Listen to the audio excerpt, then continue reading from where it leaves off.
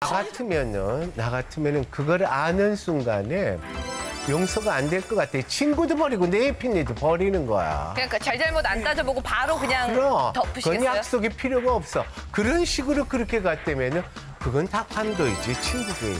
어떻게 그런 막된 사이가 우리 입에서 놀아야 돼요. 우리가 비밀번호 알아내는 게 사실 지금 남편의 비밀번호는 여기 여자 출연자들은 없으니까 혹시 아시나요?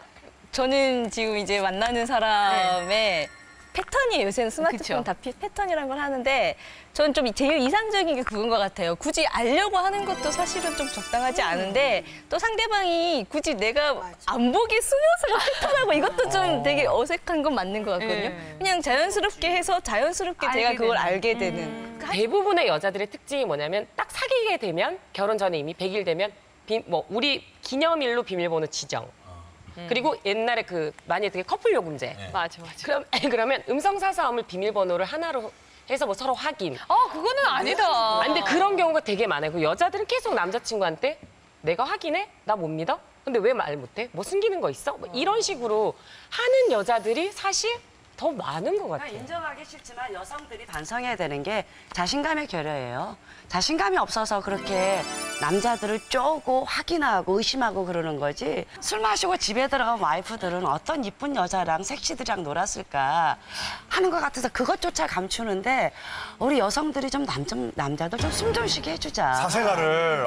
근데 사실은 남자들이 살면서 처음부터 그렇게 신뢰를 가게 하지 않고 전작이 있겠지. 그러니까 그렇게 믿어오지 않았겠죠. 저는 솔직히 말해서 궁금해요. 왜 내가 여기 앉아서 왜 그거 왜 알아요? 라고 떠들지만 궁금하죠. 근데 궁금해 보니 내 손해라던 거지.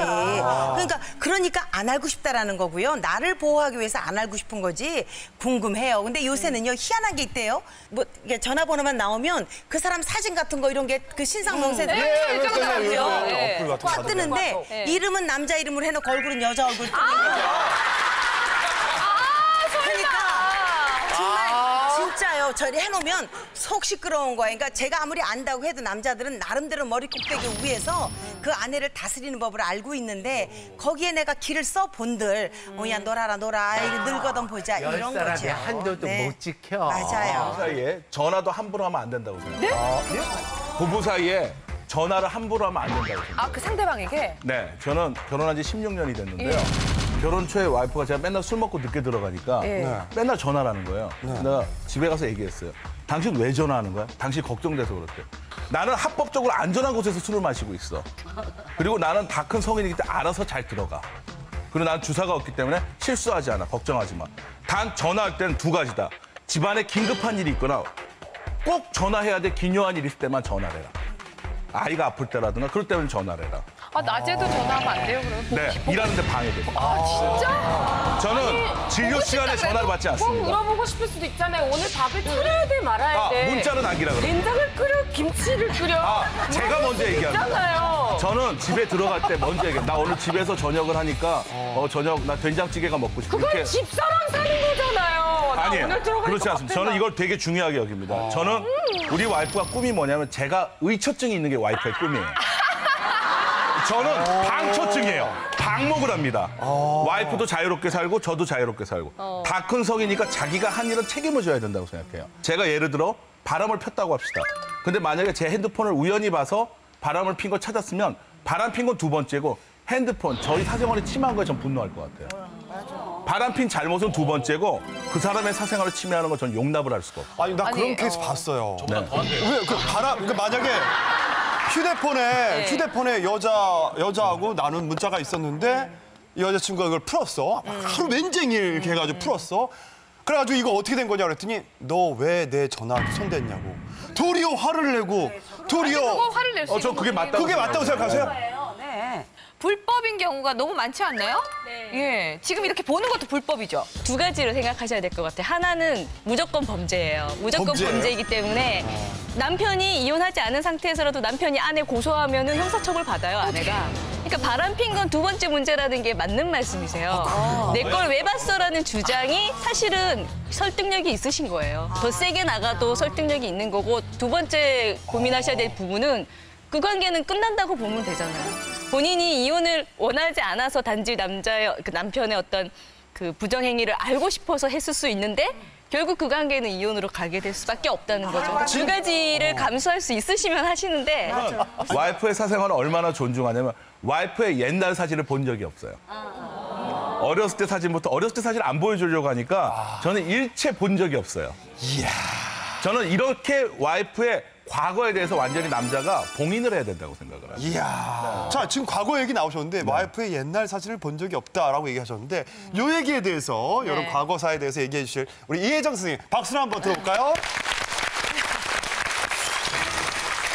아니 이제 제가 남편하고 결혼하고 나서 바로 시어머니랑 같이 살았다고 했잖아요. 네. 근데 이제 저는 사실 약혼을 하고요. 이제 남편이 저 시골에 보건소에 근무를 하고 있었어요. 그런데 약혼하고 나서 그 춘천에 어느 보건소에 근무를 했는데 토요일 날 그 강촌 유원지를 가자고 그래서 갔더니 그 앞에 보건소 딱 마주보는 그 앞에 제가 그렇게 이제 미리 가서 기다리고 앉았더니 남편이 30분이 돼도 안 오고 1시간이 돼도 안 오는데 웬 여자가 모자 하나 이렇게 쓴 여자가 하나 거기 서 있는데 이렇게 들여다보니까 제가 아는 것 같은 얼굴이더라고요.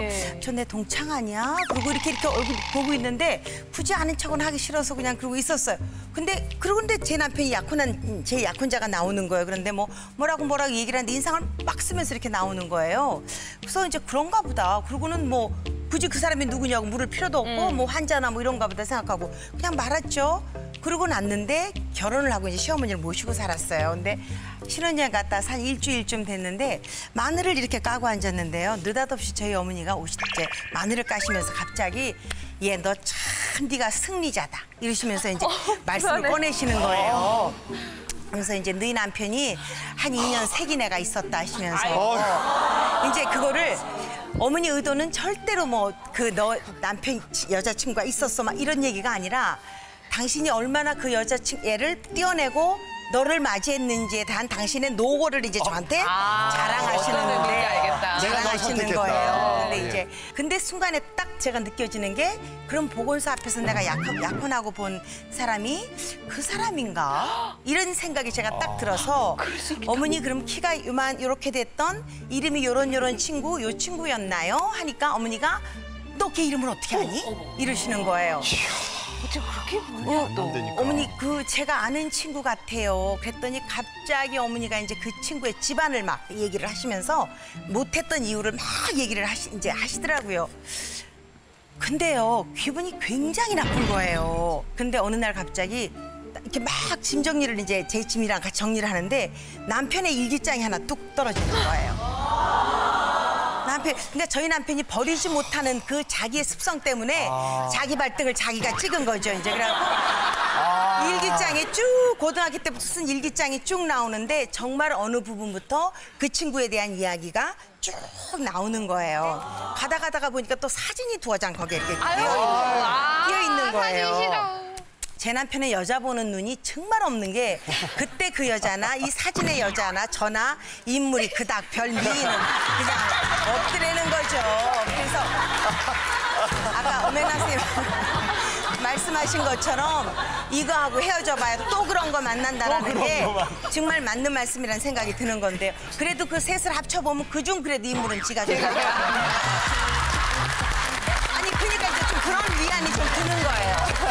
걔는 막 제가 드라마를 찍는 거예요. 나쁜 남편이 가로등이 희미해서 깜빡거리고 뭐 어째고 저째고 이렇게 써놨는데 빌어먹을 인간들 뻥뻥이 돼서 뭐를 한 거야 이렇게 생각을 하면서 이제 거기에 또 무슨 그 친구가 아마 기숙사에 있었나 봐요. 그런데 기숙사 앞에서 이 말타기 놀이를 가위바위보로 해서 말타기를 했는데 네 그렇게 써놨는 거예요. 제가 그날 저녁에 들어왔길래 둘이서 가위바위보에서 말타기를 하자고.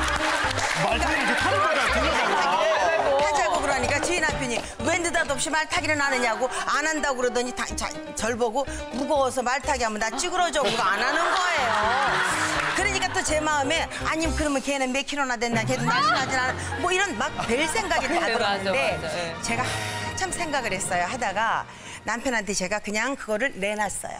내놓고 근데 내가 이걸 왜 정리하지 않았냐고 했더니 굳이 그게 있었다는 기억도 하지 않았고 굳이 정리를 해야 되겠다는 생각조차도 하지 않았다고 얘기를 하더라고요. 근데 그 말이 좀 고마웠어요. 굳이 그거를 막 숨기고 없애서야 되겠다는 게 아니라 그냥 그거조차도 그냥 뭐 있었던 기정사실이고 그거를 또 굳이 없애야 될 만큼 숨기고 싶은 것도 아니었고라는 게 그냥 그래서 제가 남편한테 그걸 내놓으면서 그 사진하고 같이 여기 사진이 들어있더라.